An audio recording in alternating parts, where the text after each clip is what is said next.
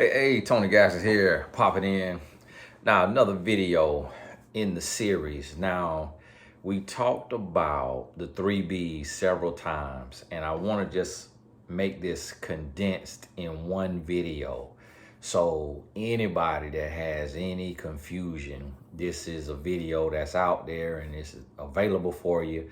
So, when you need to share this with a friend or a loved one, you got this video just to shoot right to them. Now in the three B's, I wrote this probably 2012 or something like that. And I tried to break down just the whole human preparation for a relationship into three categories. One being the brain, meaning just your knowledge, your mind. Brains, brand, body. I put body last, although it's not the least important. I put it last because sometimes we put too much importance on that and we forget the other areas. Now, when you talk about brains, this is learning. What you're doing right now is learning, reading books, listening to books, reading your Bible, listening to your Bible, learning about love, learning about relationships, learning about men, learning about women, learning from your experiences, learning from the experiences of others, really having deep dive learning sessions every single day. You should be doing something to learn 30 minutes to an hour. And that's very, very important because when you get ready to go into a relationship, if you don't know what red flags look like, then you won't see them. And you will be in a relationship 2, 3, 4 years, and there's been red flags since the first 3 months, first 6 months, and you have no clue. So that's why the brains, because you also, this is a spinoff from, you hear people say beauty and no brains. And then sometimes people say brains and no beauty, but typically it's beauty and all beauty, no brains, or all booty, no brains. And that is why, because in this space, you got to learn how to communicate. You got to learn how to relate. You got to learn what personality traits are unattractive and what personality traits are attractive. And these things could be changed. Like, we all have a personality, but if I realize that, okay, me asking questions, the way I ask questions, the way I talk to people, I tend to offend people.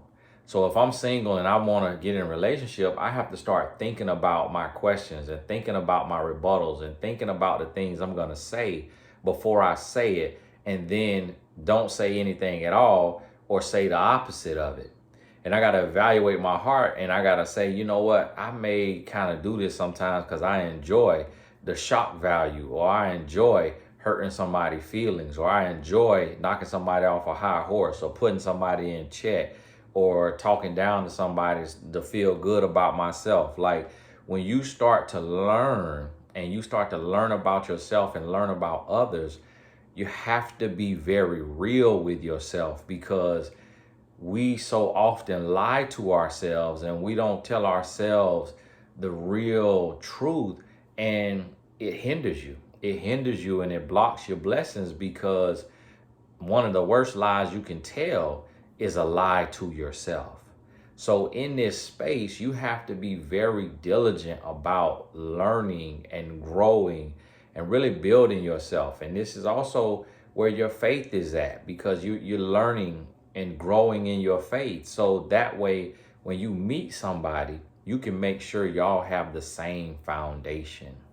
So that take care of the brains, the mind, the growth. Next would be the brand. Now, in the brand, it's all encompassing. So your brand it touches in on your body as well, because your brand also is your reputation. Your brand is what people say about you, how people feel about you. Your reputation precedes you. But more so than that, on the flip side of this, in the brand, what we all need is ambition. And that ambition does not have to mean, ambition is not synonymous with entrepreneurship. So you can work in the corporate world. You can be a blue collar worker, white collar worker, and still be ambitious. See, your brand is what do you bring to the table that is an asset? What about you is an asset?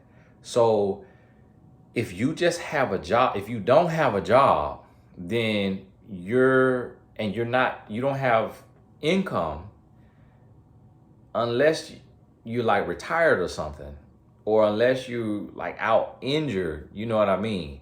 Meaning, barring those type of, excluding those exceptions, if you do not have income, if you do not have a job, a legal, gainfully employed, then you are not ready for a relationship. So if you put in applications and you're looking for a job, you're not ready for a relationship, because the person you get with, they want to know that you're bringing something to the table other than your appetite and a fork. They want to know you bringing a dish to the table, not so you can eat off of them, but so y'all can eat together. Now, yes, seasons change. You may come in with a job, and then that your relationship requires that you sit down to be there for the kids. So things change, and this could be the man or the woman. Now, I was just watching Netflix with Tayden, my 8-year-old, and we were seeing that on the lions, the lioness does all the hunting. So it may be a situation where the woman is the breadwinner. She makes the money, and the man's job is more so flexible or, expendable. And so he stays home with the kids because, if she's a judge, or if she's an attorney, or if she's a business owner, or if she's an athlete, a traveling nurse, or she got, like, if her job is the breadwinner, whether that's 50K, 75, 100K, whatever it is, then she may need to be working because of her career is more demanding. It took more to get there, more schooling, more time. And then the man, if y'all want to have somebody at home, then he may need to be the one that's home. It could go either way, but guess what? A woman doesn't want a man who just a couch potato. So the same thing goes is the same way a man wants an ambitious woman, a woman wants an ambitious man. And this is why the brand is so important. And what's even more attractive is when you have ambition with action. See, without action, it's just a dream. It's just a wish. Like, you can be talking every day about all you want to do and everything, all these ideas you have, and it sounds like you're ambitious, but if you're not taking action. So what I recommend to everybody in your single life is start a blog. Start a blog. If you're not a writer, then start a company. Start a t-shirt company. Sell plates. Get on Alibaba and order something wholesale. I did keychains one time and then made a page on Etsy to sell the keychains, the custom keychains, custom tag frames, t-shirts. Like, I just seen that it's companies now, if you start a t-shirt business on Shopify and you get some sales, you build that up, they'll buy your Shopify site from you. They'll buy your Shopify business from you, 6 or 7 figures. So I have a site with my merchandise, TonyGaskinStore.com, which I got to fix my domain. But I have that site. But guess what I'm about to do? I'm about to start me a Shopify. Start back up with my Shopify and sell me something else on there. Build it up, and then I might sell it unless I want to keep it. But that brand, that's attractive. That is, and see, sometimes the brand, like, let's say you're younger, the brand could be your major. Your major could be your brand. My wife was biomedical science major, and I was like, whoa, okay, that's ambitious. Like, what do you want to do with that? Oh, I want to be a doctor. Whoa, okay, you the one. And because she had everything else, conversation skills, personality, looks, taking care of herself. She had everything else. So, but if she just would have said, I don't know what I want to do. I'm like I just really don't know. I'm undecided, really just have really no clue what I'm going to do. It wouldn't have been that attractive. If she would have said, I'm a communications major, ain't nothing wrong with communications, but a lot of athletes who getting ready to go pro, that's their major. Now, if she said I'm a communications major, and I want to be a journalist, or I want to be a publicist, or I want to, like, she got what she gonna do with that communications, that's a different ball game. If she, other than just taking something that seems or sounds easy, trying to just skirt through, it's not attractive. And so the brand, what's your reputation? What's your goals? What are you doing? What's your job? What's your career? What business have you started? The business don't even have to be successful. The business don't have to be making a bunch of money. Just the fact that you are willing to step out and create something that you can't be fired from, that is wholesome, that is respectable, and that is attractive. So you want to do that not just to be attractive, but also just to push yourself, just to challenge yourself, just to have something that you cannot be fired from. And you don't have to be hands-on. Like, you can start a blog and have all of the blog posts written. There's writers in the Philippines, in India, like, they'll write all of your content for your site. You put the ads on there, and now you got a business. You pumping out content, thoughtful, engaging content, and you got the ad revenue coming in. You got a side business, and you're not even doing the work. You making 6 figures on your job. So what is paying $200 a month, $500 a month for the articles that you want to post on your blog? And then that turns into a 6-figure blog. People do it all the time. People do it all the time. I just read about a young lady that she makes $800,000 a year from her blog, that she started by herself, that she writes by herself, that she just wanted to do something, and it ended up paying her more than her job, quit her job. Now her and her husband with their newborn baby live on their sailboat, sailing around the world on a sailboat, writing blogs, making $800,000 a year. Come on now. Come on now. It could be done. And lastly, the body. Now, the most important part of the body is, who are you sleeping with? If you single, you shouldn't be sleeping with nobody. If you giving somebody your body in any way, shape, or form, my wife was telling me she would listen to a podcast, and the students at BYU, because they have the chastity rules, chastity, or however you say that they taking and doing it under here, under that underarm, and some of the young ladies done caught diseases under their underarm, to where get that up under there. And you shouldn't be giving any part of your body up. Not your mouth, not the back end, not the front end, not the ear, not the nothing. If you single, you need to be guarding your body, taking care of your body, because there are no secrets. You giving your body away, whoever you give your body to, male or female, whether you're a man listening or a woman listening, whoever you give your body to, they're gonna tell somebody. You're running up your numbers, you're lowering your value, and you're increasing the risk of going through some other things, of having a child, of having something that is just gonna break you. Some people, they'll catch something that they can't get rid of, and they turn the pain into purpose. Not everybody is that strong. Not everybody is capable of. Everybody's capable of doing it, but not everybody has a desire to do that. So you got to ask yourself, like, okay, if I catch something, am I going to become a motivational speaker about it? Am I going to become a life coach and help others? If you're like, absolutely not, I'm going to be suicidal. If that's the answer, then you need to be guarding your body. You need to be protecting yourself. You need to be saving yourself. And on the other side of the body is doing the work. Go get your blood test. Go talk to hire a nutritionist, hire a dietitian.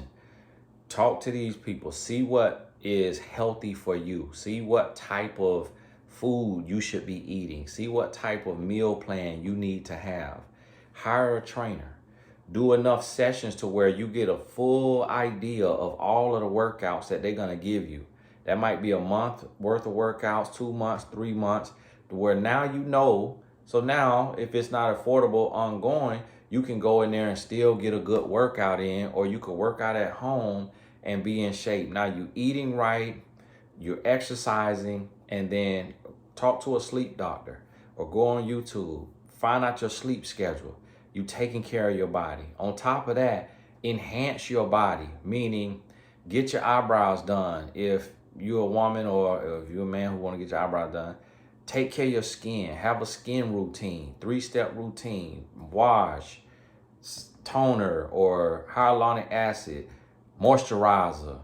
May even have another type of moisturizer for the dark circles, for the wrinkles, for what have you. Have you a skin routine. Go talk to an esthetician. Get you a skin routine. Get you a hair routine. Get to them roots. Get to them edges. Take care of your hair. Take care of your feet, your hands, your nails, fingernails, your toenails. Go get braces. Go get braces. A lot of times we walk around and we're afraid to get braces. Get your braces. Get your Invisalign. Braces probably be better.